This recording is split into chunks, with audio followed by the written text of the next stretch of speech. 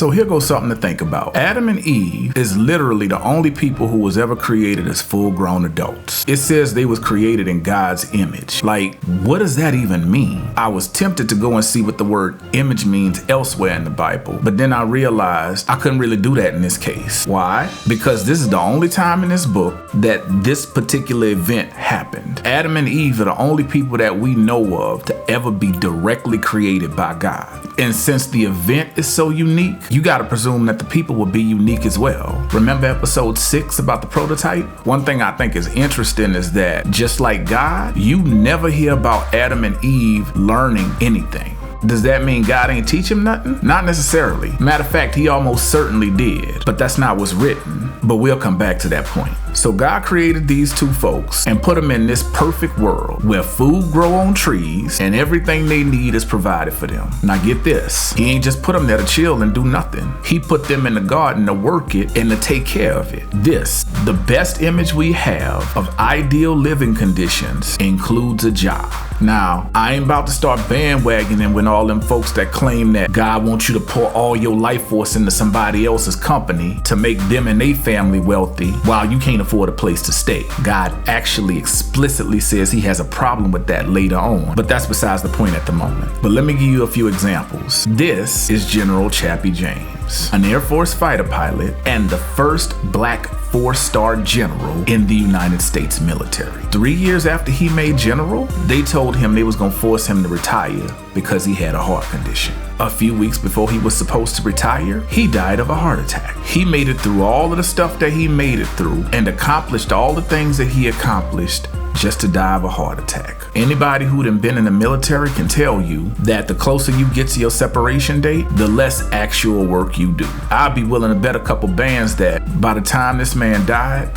he was essentially sitting on the sidelines waiting for his retirement ceremony. This is Andrew Carnegie, one of the richest Americans in history, and he lived to be 83, which was more than double the lifespan at the time that he was living. Was it because he was rich? Possibly, but I mean, rich people die early all the time. And also, this man worked his whole life. After he retired, he used all of that money he made to do charity stuff. When he died, he had already given away 90% of his money and only had about 10% left. He was essentially about to be broke with nothing to do. This is Nichelle Nichols. This one hurt y'all. If y'all don't know, she is famous for being one of the first black women to have a leading role in a major television series. That series was the first Star Trek, and that role was a bridge officer, and the year was 1967. For folks who ain't got no military affiliation or who just don't know, the officers are the shot callers of the military. You can understand how a black woman on TV in a leadership role in the 1960s might have had folks in their feelings.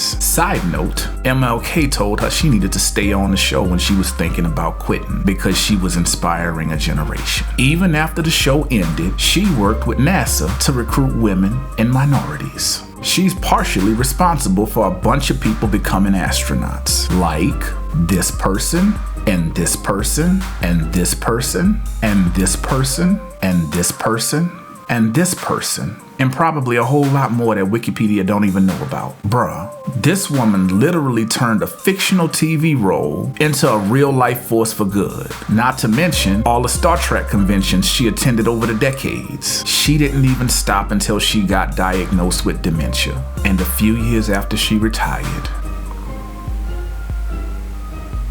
Why am I bringing all these folks up? It seems like we are hardwired to have purpose. I can't tell y'all how many stories I done read and people I done seen who live a life full of purpose, and for whatever reason, they end up having to retire or step away from that thing that gives their life purpose, and they pass just a few years later. Does God intend for us to be slaves to our work? Absolutely not. God wants our lives to have purpose. One of the most popular verses you hear people mention in hard times talks about how God got plans for you and how he wants to give you an expected end. The word for expected end and hope is the same word in Hebrew. There's this book in here called Job, and the homie Job keep talking about all he wants is to die. And the reason that he gives for wanting to die is that he ain't got no hope. God created us to work, but he wants our work to have purpose and create hope.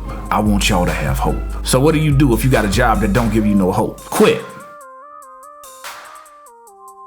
All right, maybe don't quit, but make your purpose your hobby until you can make it your career. Is it gonna be easy? Probably not. Is it gonna be worth it? Definitely. All right, I've been talking long enough. I'm gonna get out y'all way. Where we going next week? I don't know. In case y'all ain't figured it out yet, I'm just trying to go through this thing from the beginning to the end and give God space to step in and say what he wanna say when he wanna say it. Any plans I got is loose at best.